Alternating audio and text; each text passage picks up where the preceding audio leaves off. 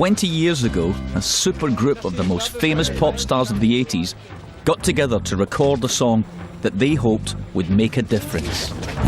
So we were completely the odd ones out. We were like the bastard children of the Clash, who actually believed that music could change the world. It's Christmas time. It was just a one-off thing, and it was just very, very special. At Christmas time, we let in light and we banish shade. And then it was... That was it? It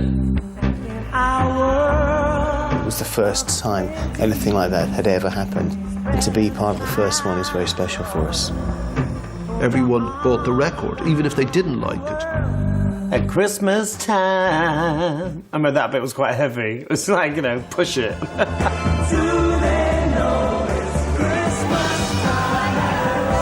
The record was a reaction to horrific news reports from famine-devastated Ethiopia. Millions of Africans are struggling to survive. Into the worst human disaster. 7 million people are threatened by starvation. It lights up a biblical famine. I don't think it should ever make us cynical and say, oh, well, it can't be helped, we'll just have to give up. You're not going to solve the world's problems. You're not going to save the world. But you have to try.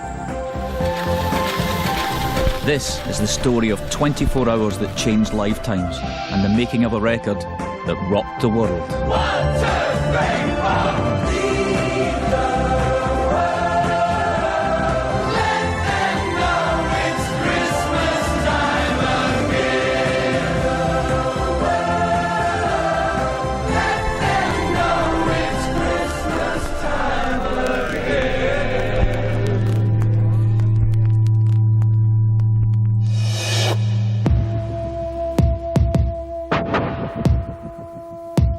"20 years ago, the world was a very different place. So was the music scene. I was the singer in a band called Ultravox, and we were responsible for some pointy sideburns and some very dodgy facial hair. We were also responsible for bringing together electronics, cutting-edge technology, and classic rock instrumentation to make a sound like nobody else could.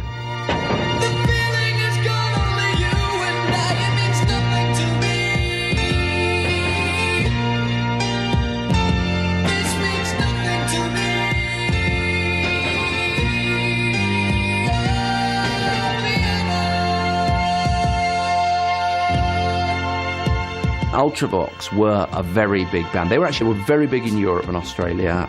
They had a lot of hits, and they played heavy metal music with synthesizers. You know, they were a big draw, and I mean, Midge was hugely successful. Music is weaving. He was in one of those golden moments that artists get into, where everything you seem to touch just turns to gold.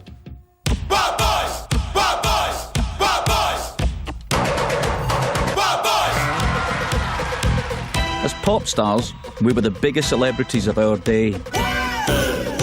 And 1984 was a year most of us will never forget. The wild boys are calling on their way back from the fire. You could compare 1984 to, let's say, 1968 in the 60s, and it was like the pivotal year, with everything rotated around 1984 in the 80s.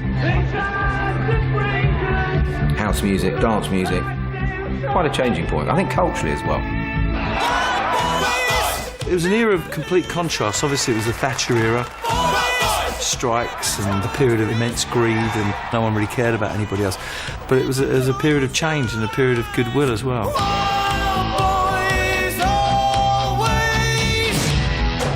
It was a fabulous time to be involved in.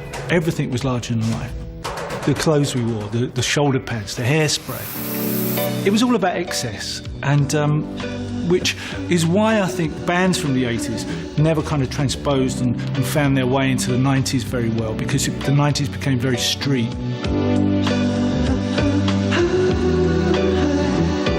True was breaking through on the Billboard charts in America. We were just about to go out on the biggest tour we'd ever taken part in. So, for me, I mean, I can only speak about myself, but my feet had left the planet, and I was doing things that I never thought I would do. You know, I was living out every schoolboy's dream. But now I've come back again. But one friend of mine wasn't quite so lucky. The silicon chip inside her head gets switched to overload. He was the lead singer of the Boomtown Rats and had once tasted the big time. Now his hits had started to dry up. For Bob Geldof, life wasn't quite so good. Tell me why I don't like Mondays, I wanna shoot.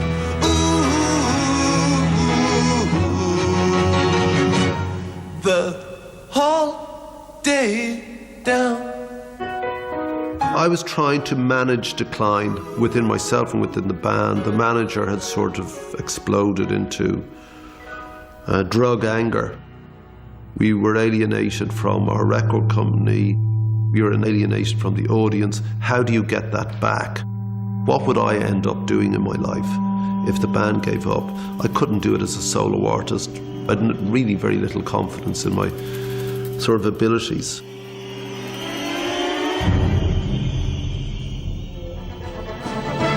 One cold night on the 23rd of October 1984, Bob Geldof turned on the BBC News. His problems were put into perspective as he watched a groundbreaking news report by journalist Michael Burke from famine-struck Ethiopia. 15,000 children here now, suffering, confused, lost. Death is all around. A child or an adult dies every 20 minutes. I wanted to grab people by their lapels, you know, and shake them and say, look at this, look at this. I'm not going to tell you how to feel, but look at it. The overriding desire was that people at the end of the day couldn't say that they didn't know.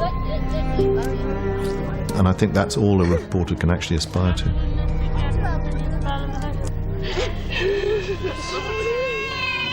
They found this young girl.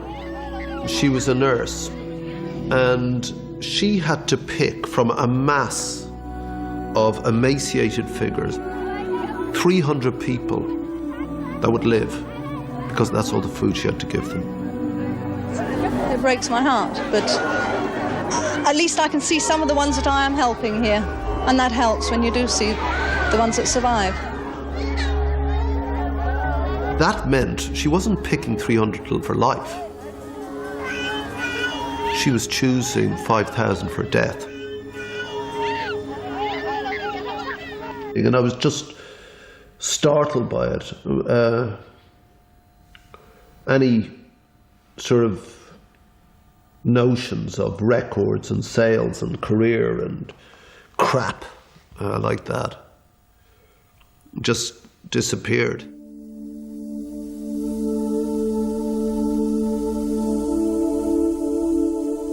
It demanded a response. And I thought, I know, I'll write a song, the Rats can do it. And of course, immediately, what's the point in that? We can't even, you know, get a really good song going, you know. I mean, this single is crapping out. What price? A charity thing. I missed Michael Burke's report because I was appearing on The Tube, a cult music show presented by Paula Yates, Bob's partner at the time. And welcome to another fantabulous edition of The Tube. After the show, I dropped by her dressing room for a chat. She was on the phone to Bob. The phone was then handed to me. Little did we know that that conversation was going to change ours and thousands of other lives forever. Our big idea was to make a Christmas pop song to raise money for the famine victims of Ethiopia. Bob wanted me to be the record's producer. If you're at the top, you can ask anybody to do anything and they'll do it. If you're kind of dropping down, you have to have a little bit extra. You have to bring something to the party, to the record with you. And I think Bob realised that he had to have Midge on board. And once he had Midge on board, all Bob's friends who know his musical limitations would think, OK, we know the record will get made now, so it's not going to embarrass us. Only days after Michael Burke's news report, Bob came over to my place. On the way, he scribbled a few lyrics down on the back of a taxi. He was clearly still busking it when he tried out his ideas on me. So, give us a demonstration of what I was subjected to that day.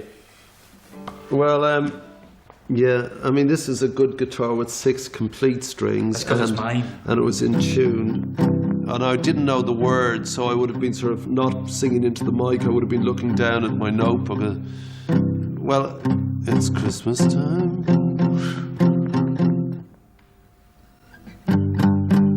There's no need to be afraid. It's Christmas time, and there's no need to be afraid. It was kind of like Bob Dylan on Librium. Yeah. And then I've mumbled, Christmas time. We let it light. And I'd have just gone. I would have been making it up, trying to do something. I'd have probably put in a D minor, tried to make it vaguely interesting. And then the lyrics are, and there won't be snow in Africa this Christmas time. I'd have done that, you know, I'd have been groping towards it. Now, pretty much the way I write songs still, you know.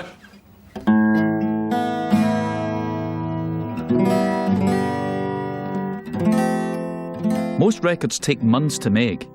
If ours was going to be out in time for Christmas, we'd have to work our little backsides off. What's wrong with that guitar? It's Fender, it's not a Japanese copy. If it was a Japanese copy, it'd be in tune. I was doing that. We had managed to wangle some free studio time, only 4 weeks away, so the pressure was on. Armed with Bob's sketchy lyrics and my own ideas, I began knocking the song into shape. I went home, sat down with my little Casio keyboard on my kitchen table, and came up with what I thought was a really Christmassy tune, this. But having heard Bob's really dark lyrics, I thought, is it going to work? And I was left with the hideous job of gluing these 2 totally incompatible pieces of music together. It's Christmas time. There's no need to be afraid. At Christmas time. Midge was perfect. He can just sit down on a keyboard or a guitar and get it together very, very quickly. Bob's strength was always words, and that's how it all bedded down in the end. This is a 50-50 split, and I think that's about as fair as it gets.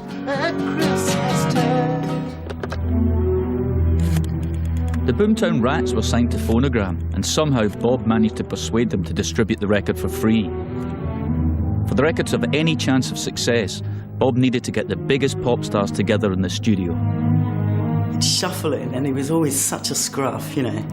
In he'd go, on the phone, and he was always hunched up, and you could hear, and then occasionally you'd hear some stream of expletives that was very clear, and then it'd be back to his, I'd slam the phone, okay, I've got him, basically ticking off famous people who he'd got.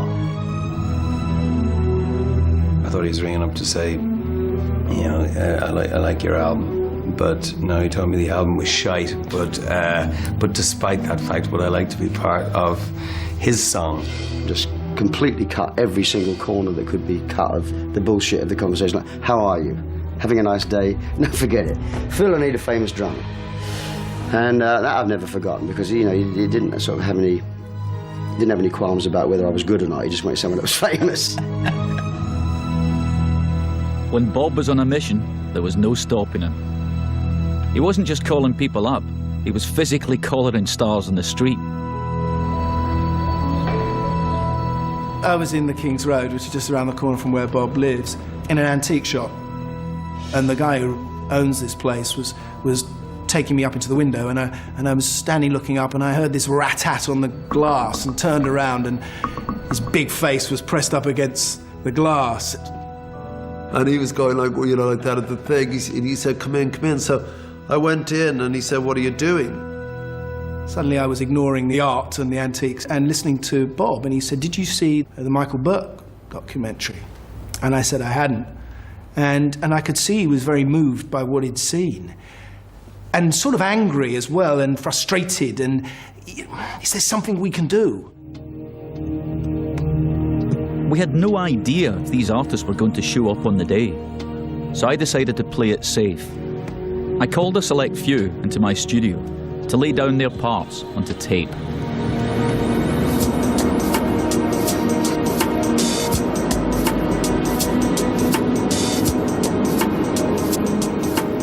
was rummaging through my tape box in my studio the other day, and I found a 20-year-old cassette of the very, very beginning of the recording of Do They Know It's Christmas. And there are only two artists singing it. One, me, singing it very badly, a very bad guide vocal, and this artist that we've come over to America to come and see.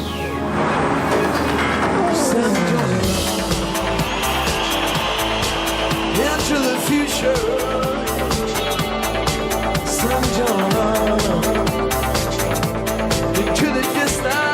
Sting is here in the US on his successful Sacred Love tour. Even back in 1984, he was a big star, and I was flattered when he came down to record these harmonies in my studio. I can't wait to see his face when I play him the tape.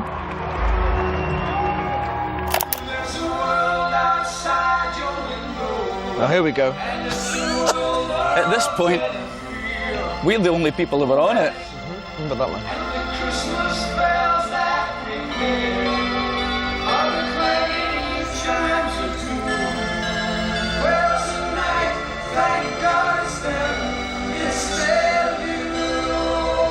Oh, let's hear the chorus. Come on.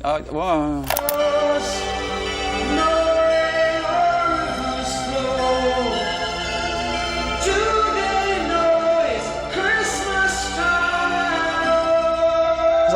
Yep. I don't know, there's a charming naivety about this song, and I think a more sophisticated song wouldn't have worked. It had to be a kind of Christmas carol, nursery rhyme, simple, idealistic vision, and that's exactly what it was.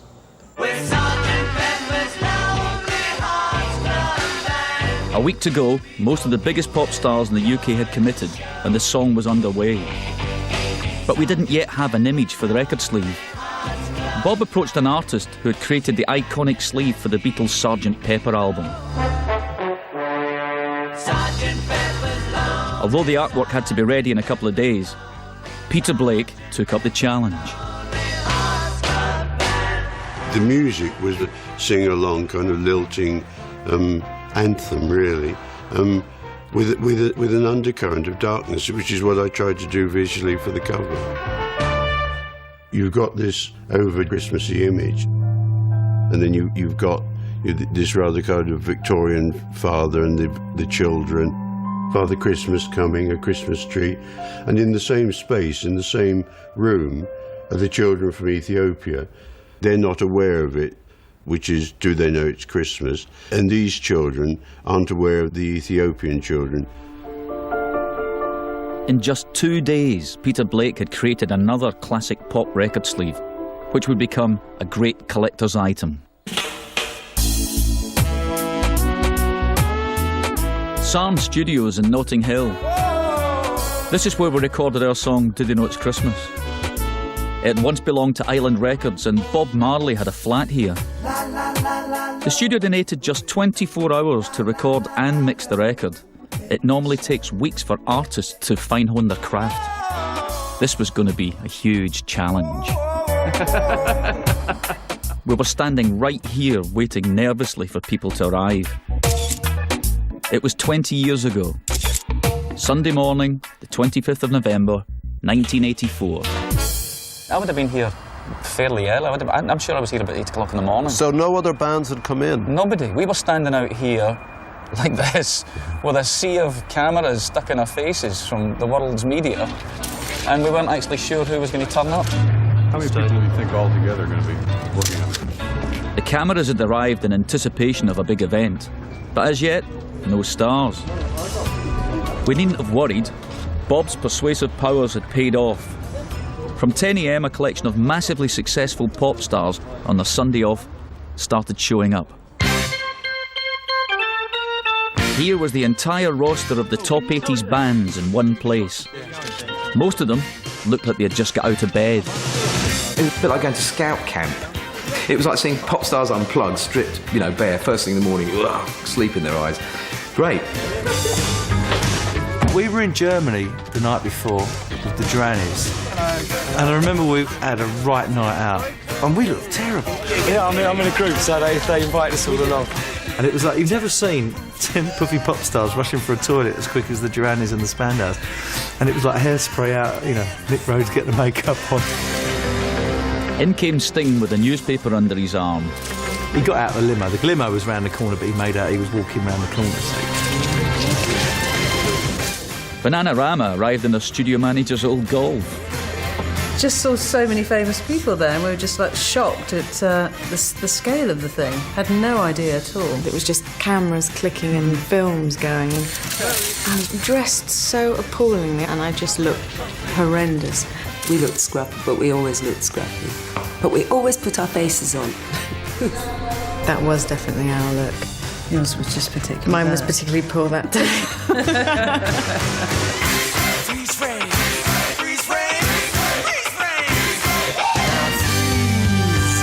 To be honest, we didn't really have a clue where we were going. We knew we were going to make this charity record, but we didn't really see the importance of that day. I think most people that were involved in the record didn't at the time.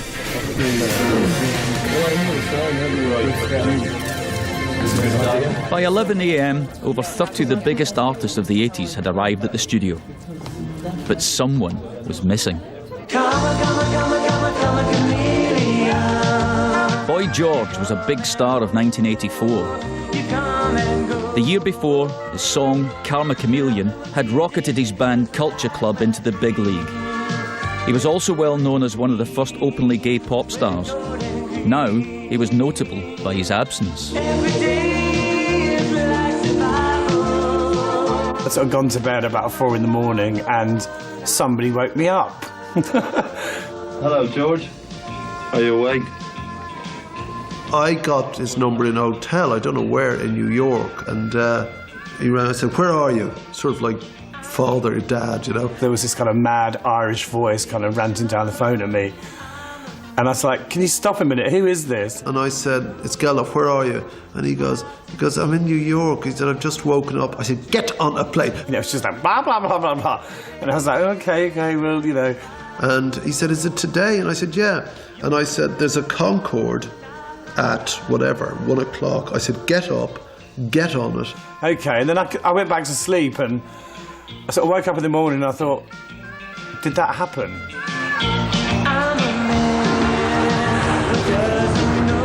The morning Concorde left New York in time, but Boy George wasn't on it. He was still in bed.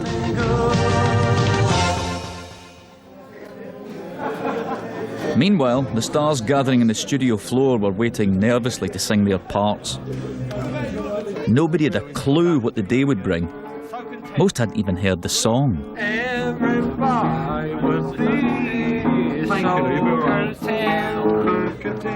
It was a strange and motley crew of people gathered. You know, at first you could think, well, do these people really know what's going on in Africa all that far away? And then you realised, yeah, it doesn't really matter. Whatever reasons that we were all there, and probably all of us corrupt in some sense. You know, you wouldn't want to be in a band if you didn't want to be in front of a camera. We were kind of meeting for the first time. I suppose there's that little bit of trepidation because there's a little bit of competition that goes on, but after a little while the guard goes down and everybody's fine. I didn't actually know it was going to be quite such a big do. I didn't know quite so many people were coming, but the more the better, obviously. It's been a great idea from Bob and Midge, and I think, and obviously, like the cause is, you know, the money that is where it's going to, and it's a great idea as well. It's great for the charity thing, obviously, but it's almost like becoming like a celebration of British pop music. You know, it's everybody and together. It's great. I think it's going to be very interesting. You know, all these egos together in one room. Very funny.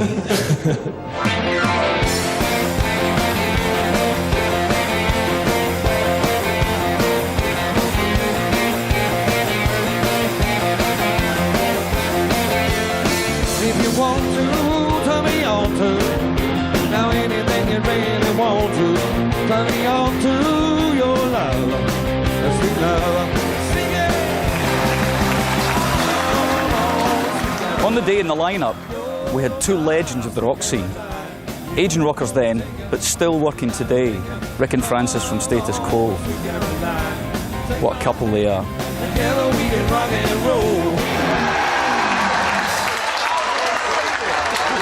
Well, we felt kind of Nerve-wracking, nerve-wracking, and we felt out of that. There were all those new bands that at the time, all new young bands, and I really did feel like we were past it, I suppose. I mean, I went to bed and I went to sleep, and I feel like 4 sacks of shit today, actually. 5 sacks is dead, and like 2 is quite a bad hangover. 4 sacks of shit is feeling pretty rough. And that's pretty much how I was feeling, on the day, because, I mean, it was all going off. And there were hangovers, terrible hangovers, not the best way to go in feeling. So the only way to start feeling better is to get wrecked again. That's exactly what happened. Everybody, can you see? By noon, everyone, except, of course, Boy George, had arrived. With his keen eye for publicity, Bob had organised a group photo call to make the early editions of the press, hoping this would pay off. So make sure you can see the camera. You look at the group shot now, and it looks like a kind of German football team sporting a various collection of mullets. All right, OK, we're all in. I think George Michael won on the big hair front, closely followed by John Taylor. There was just so much lacquer going on in the room. It was a fire hazard. There was a real frisson of energy. Who would just sit at the back and giggle. Status quo was certainly the naughty schoolboys in the back. And there was that kind of people falling into the hierarchy of school. Sting, without any doubt, was the head boy. I'm a school teacher and the elder brother. I sort of carry that demeanour into normal life. That's just me. It's boring, but I can't help it. I quite enjoyed being the only girl in that situation, I think. Yeah, big fat faces at the time we both had. John, eyes to the camera. It's just the way things were back then. I mean, there were far fewer women in the charts and women artists around. And again. I mean, I'm quite tall. I'm 6'3" and a bit. But I mean, I think I was stood next to Tony Hadley, and he's a bloody giant, isn't he? He's huge. Like, whoa! So I was kind of like trying to get away from him. I was one of the small guys right down the front. Yeah. Oh, who's that guy there? Oh, it's that Midge guy. Jodie Watley. So I was looking at her derriere. I'm not really a derriere person, but I watched that English. And I was staring at her derriere, and of course the camera got me.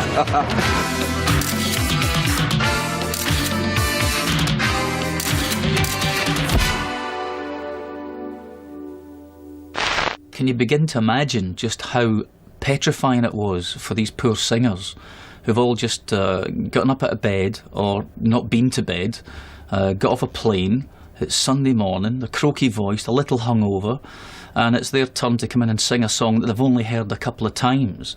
We had to pick a poor victim, and the first victim was Tony Hadley from Spandau Ballet. I was the one that got pointed at, and you can't lose face in front of all your mates. Because it's scary. I mean, I know, so you get paid to sing, that's your job, you should be pretty good at it. But when you've got your fellow musicians up there all looking down at you, all thinking, I can glad that I'm not the one who is down there, do you know what I mean? Where the only water flowing is the bitter sting of tears. Okay, The Christmas bell. Yep, it's getting better. Once, twice, the second one was a take. That was it. I think.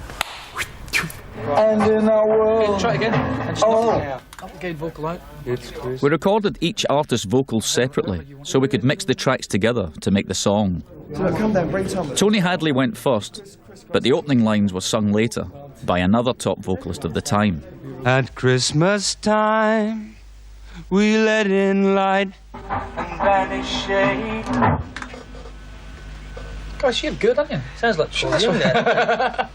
First line was supposed to be for David Bowie, and I could hear David Bowie doing that. There's no need to be afraid, the way he does. And as I was the only other person in the room that could sing somewhere down there, I think that's why I got the part. It's Christmas time, and there's no need to be afraid. At Christmas time, It's iffy. What's that? The first two are great. I think there could be just a little bit more expression, you know, just let it open, you know. At Christmas time, we let in light, we banish shade.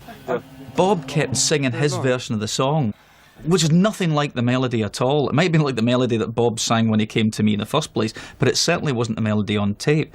And I cracked. I just thought, Jesus, I was running out of time, the pressure was on. I said, Bob, enough. Yeah, I think so. I think it's too bland now. One singer, one song. Do you want to do the line again and just sing it how you feel, Paul? Here's to you. I couldn't pitch the note at all. And that lovely moment where somebody had to say to me, Rick, I think it's probably best that somebody else sings your bit. I couldn't believe it. Do they know it's Christmas time at all? You get the melody part, you get the da da da da da da da da, and then you're straight in. Here's to you, and then he sings. Right, so we'll have his vocal. Here's to what you sing. Don't do that, it hurts. 15 years. What a pain in the ass. That's good, though. Phil Collins played drums on the day. I thought that his first take was brilliant. But being a perfectionist, he asked for another. And that was even better. My immediate feeling with anything like that is like, you know, I hope this is going to be okay. I hope I'm not going to embarrass myself. You know, I feel very insecure, those kind of things. Because these were all the hip cats at the time. And they were kind of, let's see if this guy really is as good as I've heard he is, you know. And it was like very intimidating. You know? That's perfect. You know, I felt I didn't really want to take up too much time. Because got to go on with the more important things, you know. And there won't be snow in Africa this Christmas time. Totally different melody. It's good. There was a sense of jeopardy. Are we all going to just look like prats here? You know, some of us were better at that than others, but everyone put that outside the door.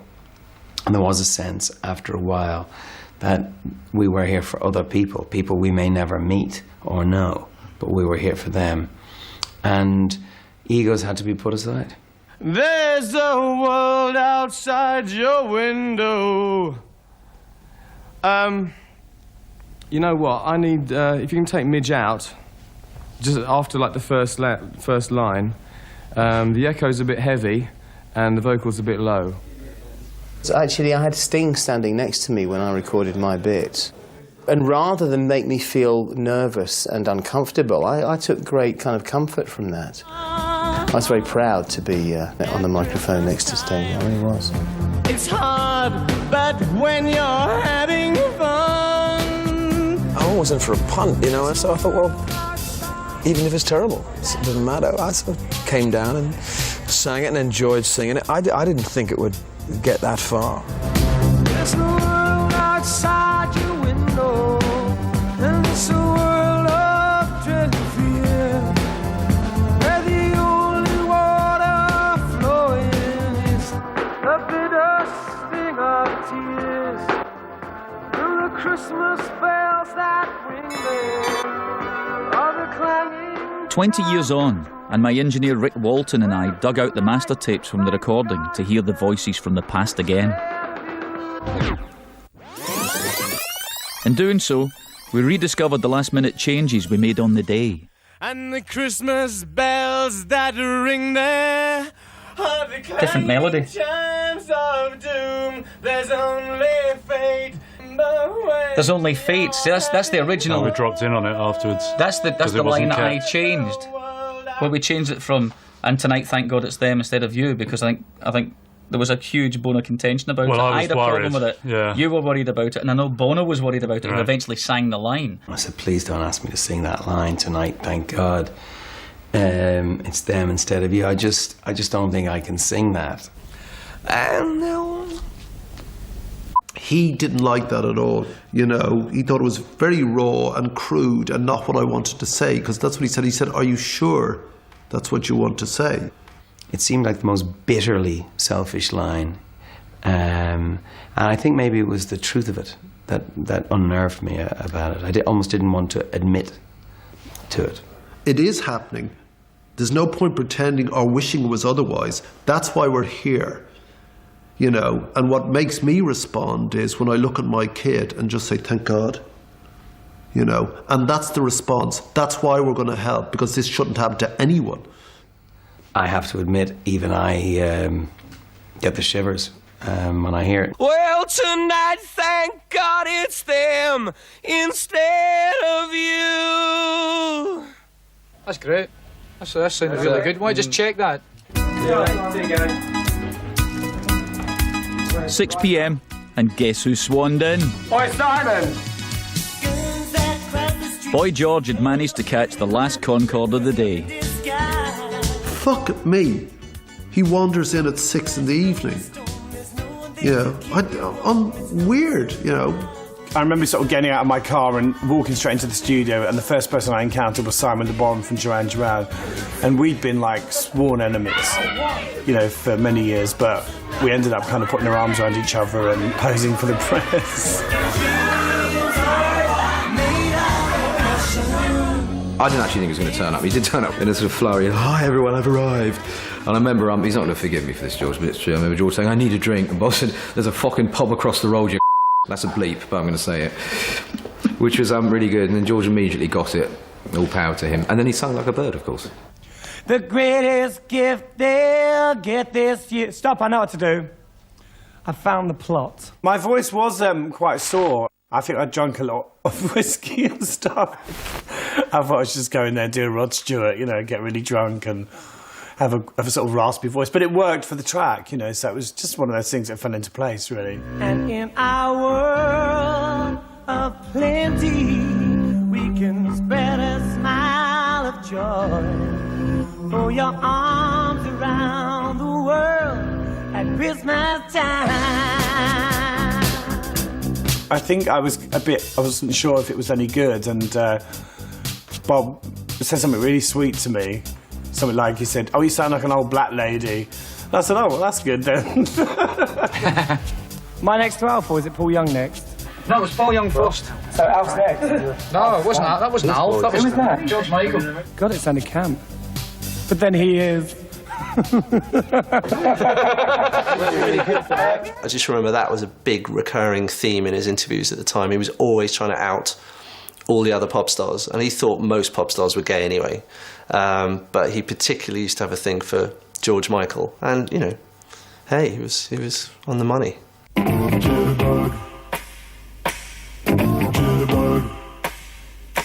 If you wanted to kind of change the notation a little bit, so it started off a bit higher or something. But say a prayer. I could do that if you want. Wake me up before you go. It was 7 p.m. and now the work was done for the vocalists. I was aware there was a party atmosphere outside the control room. But despite this being a celebrity fest, the whole setup was remarkably low-key. There wasn't really much food or drink or anything like that, but people were just kind of making do. You know, it was just sort of a bit bomb sheltery, really, I suppose.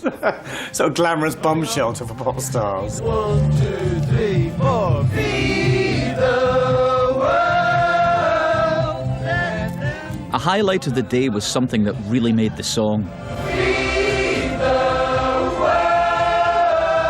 Having everyone sing Feed the World together at the end really gave the song its magic.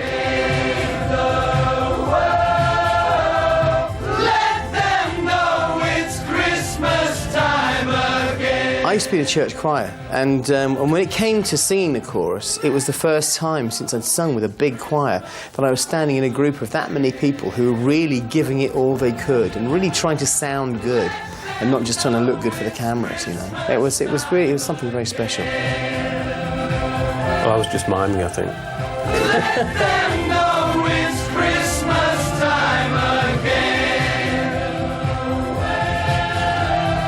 Let them know it's Christmas time again. Up until, probably 24 hours, maybe 48 hours prior to doing this, we hadn't written this bit, which is the main kind of hook of the record, which is mad.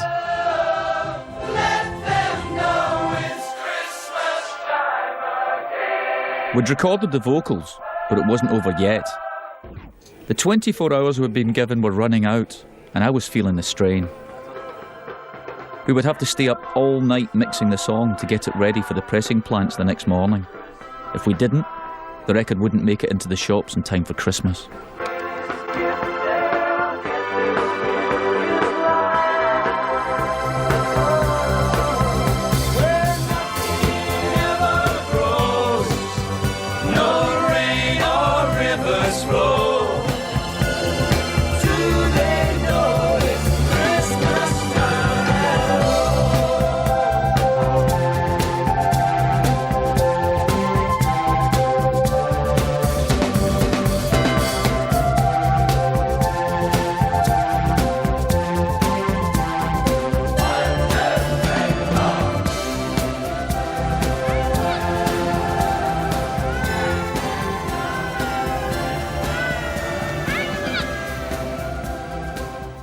It was very early morning. The record was finished. We all had very gritty eyes, very tired, very irritable. I left, never ever wanting to hear that record again.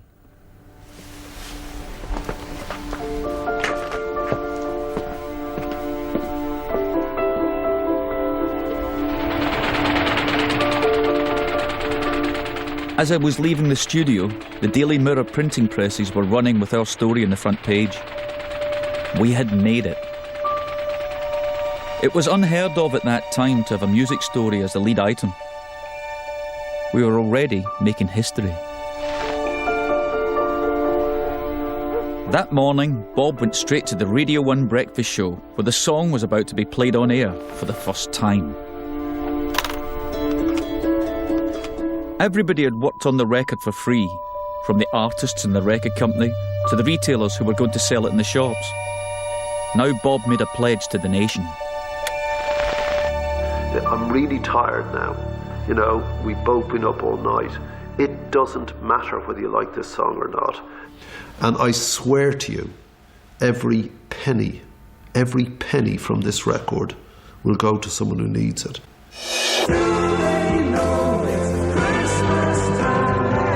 In the days that followed, the record received continuous airplay. Band-Aid, do they know it's Christmas time? Bob and I even managed to persuade one of our idols, the rock god David Bowie, to launch the Band-Aid video on television that week. It would be wonderful if you could all buy copies of this record.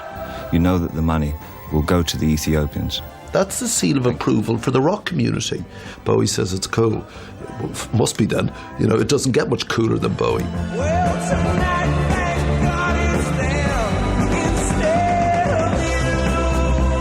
Because of time pressure, the video was made from the footage recorded in the day. But it worked. And now everyone could see who had sung each line.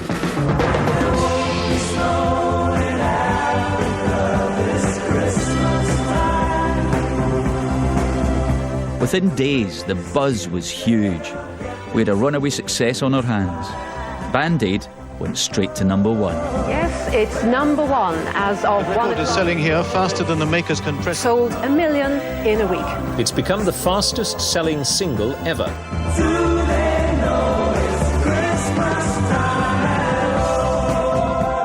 We definitely thought it would go in at number one and it'd be the biggest record that week. But the extent of its success, I mean, the stories that were appearing in the papers, you know, people going into stores and buying 50 copies, were just incredible. Butchers in Plymouth, I believe, you know, you had the goose, the turkey, the pork for Christmas, and a row of Band-Aid records in the shop window. Fortnum and Masons rang me and said, how does one go about selling record discs? In total, Band-Aid sold over 3 million copies in the UK, eventually raising £8 million worldwide. Its success was to change Bob's life forever. Bob Geldof is back on the road. I am meeting with Mother Teresa. Bob Geldof, winner of a newspaper award. Bob Geldof in Ethiopia. Bob Geldof, denied report. Everything in the Band-Aid garden was wonderful and rosy. So we thought. Except for Margaret Thatcher and the Conservative government, who wanted to charge VAT on the record, bearing in mind that all of this stuff was all done for free to that point. The Treasury has once again emphasised that VAT must be paid on Band Aid's charity record for Ethiopia. I think they're mean. It means if they waive it on that, they've got to waive it on so much else. That money should be allocated to famine relief. We had a bit of a problem with the VAT on the records. I know, but you know, don't forget, we've used some of your VAT to give back and to plough back. We've given again and again. I mean, a government has to get taxation from somewhere. People remember it's the taxi driver. When you told Thatcher, you know, you were the only one who told her to fuck off. And I didn't. I actually towered over, but I didn't do that on purpose. It was because the cameras were pressing us and I'm looking down at her. I mean, at the moment, you've got a problem with the butter mountain. You don't know how to dispose of it. To sell to the Russians is the cheapest way. I'm sorry, but butter doesn't do very much good in Africa, as you know. Well, butter oil actually does. It is one of the major supplementary foods. If you can get it. I could see she was turning to go, and being me, I had to get the last word. And she said, "It's not as simple as that." And I said, "No, Prime Minister, nothing as simple as dying, really." But don't Prime forget, Minister, there are millions dying, and that's the terrible thing. Yes, indeed. Difficult to tell who was lecturing who. Under this much pressure, the government caved in quietly, handing the VAT back to the Band Aid Trust in the form of a donation. There was this rock and roll, gung-ho attitude that made everything happen. We just wouldn't take no for an answer. So there we were, making history, and we really didn't know what we were doing. In the middle of Thatcherism, Band Aid came along and made people aware. It also made charities incredibly cool. Young people were getting more and more involved in charitable causes. Something had changed.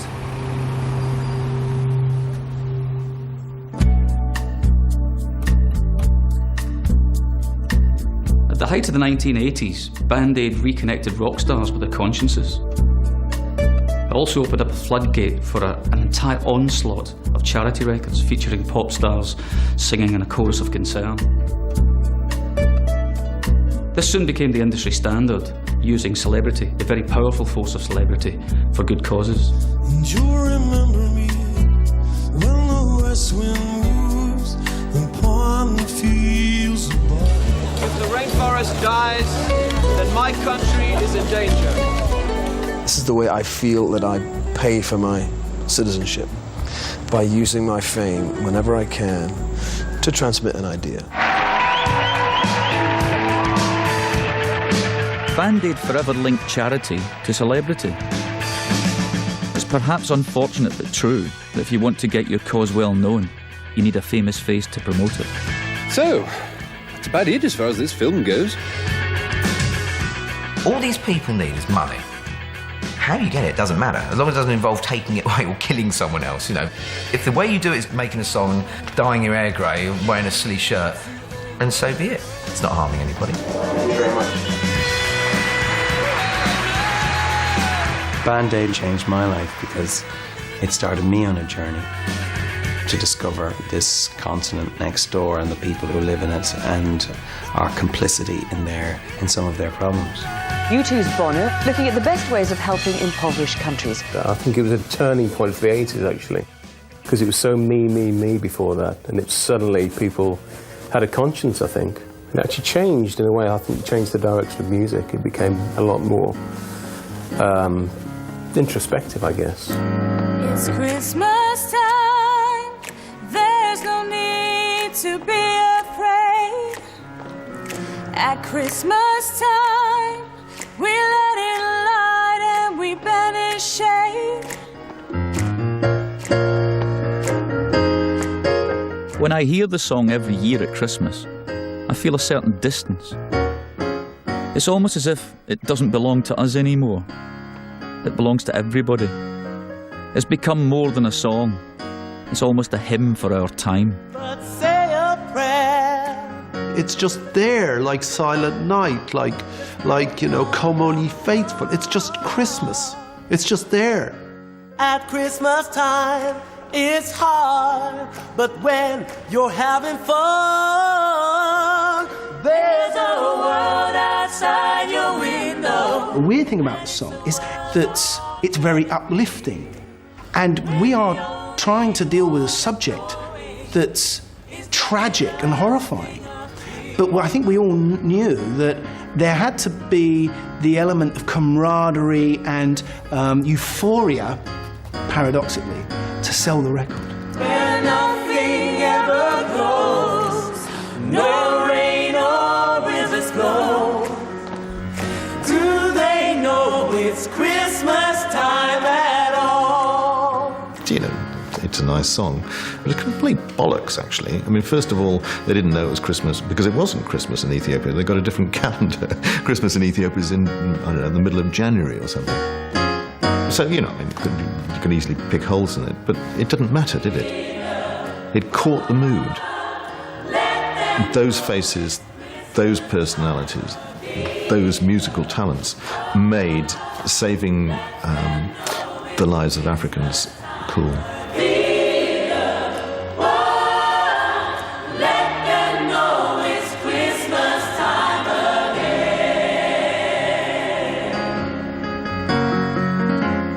In March 1985, I went out with the first Band-Aid shipment of food and medical supplies.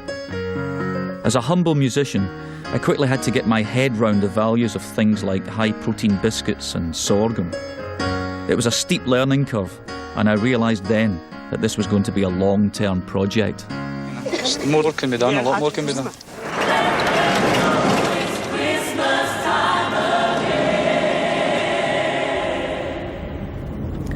20 years on, and I'm back. If I thought for a second that I was going to be subjected to what I saw the first time I was here, emaciated kids in camps and people dying, I don't think I could have done it. There's one thing seeing those things on television where you can turn it off and walk away. But when you're there, you can't. It's the taste, the smell, the whole thing is there. I admire people who live with that on a daily basis. I admire Bob for coming back many times. I couldn't. I'm here to see something much more positive. I'm here to see Band-Aid's legacy. Ethiopia's northern highlands are beautiful and remind me of the highlands back home. This is Coram, the area where Michael Butt filmed those horrifying images 20 years ago. Back then, it was a sea of people in makeshift tents. Now, it's a sea of green. This road didn't exist at the time, something that our efforts in that studio all those years ago helped to change. What is this? It's a grain, another grain? It's a traditional grain store. Right, okay. I have come to meet some of the famine survivors to see how they live today. Okay, thank you. Is that like oil or something? No, that's coffee. Coffee, so you're right. Cook it right, okay, yeah. The kids here are fabulous. They make me hopeful for the future. My name is Rero. My name is Abu. My name is Skirwan. My name is Skirwan. We have to now face facts and realise that Band-Aid was, outside of what it started, just that, a Band-Aid. What's underneath that is the gaping wound of inequality between us living in the north and those living in the south.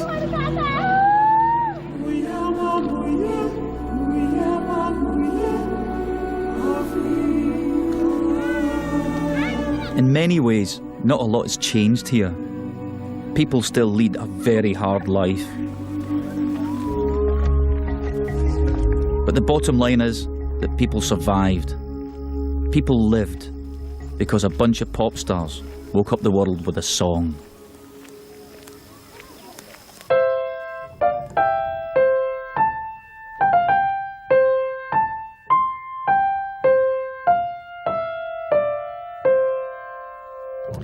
You know, I'm still not convinced it's a good song. I think both Bob and I have written much, much better things. But it's probably the thing we'll be remembered for most, a kind of musical epitaph in a way. Every time I hear the opening bars of that tune, it takes me straight back to the day it was recorded. The magic comes from what it stood for. It did its job. It's Christmas time. There's no need to be afraid. At Christmas time, we let in light and banish shade. And in our world of plenty, we can spread a smile of joy. Throw your arms around the world at Christmas time. But say a prayer, pray for the other ones. At Christmas time, it's hard, but when you're having fun, there's a world outside your window, and it's a world of dread and fear, where the only water flowing is the bitter sting of tears.